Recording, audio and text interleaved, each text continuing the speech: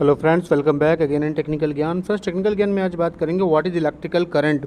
Actually electrical current का topic जो आया है वो किसी ने पूछा है मेरे कमेंट में, मेरे सेक्शन में जा करके कि इलेक्ट्रिकल करंट की जो परफेक्ट डेफिनेशन है वो क्या है। आप उसको एक बार छोटा सा नरेट करके बताइएगा। तो जो इलेक्ट्रिकल करंट की डेफिनेशन है जो हमेशा इंटरव्यू में परफेक्टली बताई जाती है वो ये है कि electric current is defined as the rate of flow of electron in a conductor। Means rate of flow of electron, किसी भी सर्किट में जो इलेक्ट्रॉन का फ्लो होगा किसी एक पर्टिकुलर टाइम में वो होगा हमारा electric current. Means flow of electron, बहुत सारे लोग क्या करते हैं, बोलते हैं कि फ्लो ऑफ इलेक्ट्रॉन ही हमारा इलेक्ट्रिक करंट हो गया, बट ऐसा नहीं है। इलेक्ट्रॉन का फ्लो तो हो रहा है बट वो कितने टाइम में के अंदर हो रहा है वो भी ये डिफाइन करता है कि रेट ऑफ फ्लो मीन्स कितना चार्ज जो है, जो स्टडी चार्ज है वो कितने टाइम में कितना कूलम हमारा चार्ज फ्लो हुआ उस कंडक्टर के अंदर।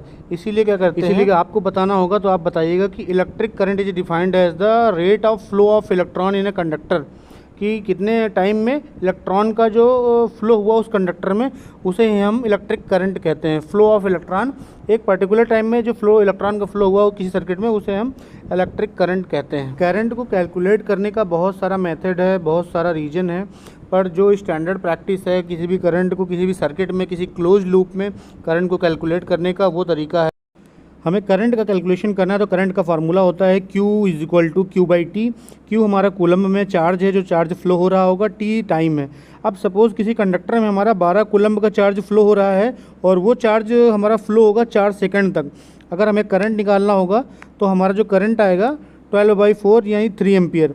तो किसी भी कंडक्टर में 3 एम्पियर का अगर 12 कूलम का चार्ज फ्लो हो रहा है 4 सेकंड तक तो हमारा 3 एम्पियर आएगा।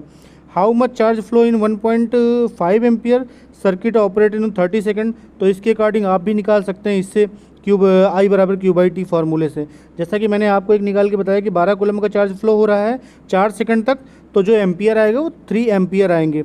अब इलेक्ट्रिक करंट के फ़्लो के बारे में कुछ इंपॉर्टेंट बात यह है कि जो करंट का फ़्लो होता है, मीन जो इलेक्ट्रिक करंट है उसको एम्पियर में मेजर किया जाता है, और जो हम भी मेजर करेंगे क्लैम्प मीटर या एम्पियर मीटर से हम इसको मेजर करते हैं। अब इसका जो डायरेक्शन होता है करंट का, हमारा इलेक्ट्रॉन का फ़्लो जो होगा हमारा निगेटिव टू पॉजिटिव की तरफ होगा। हमेशा आप इसको ध्यान रखिएगा।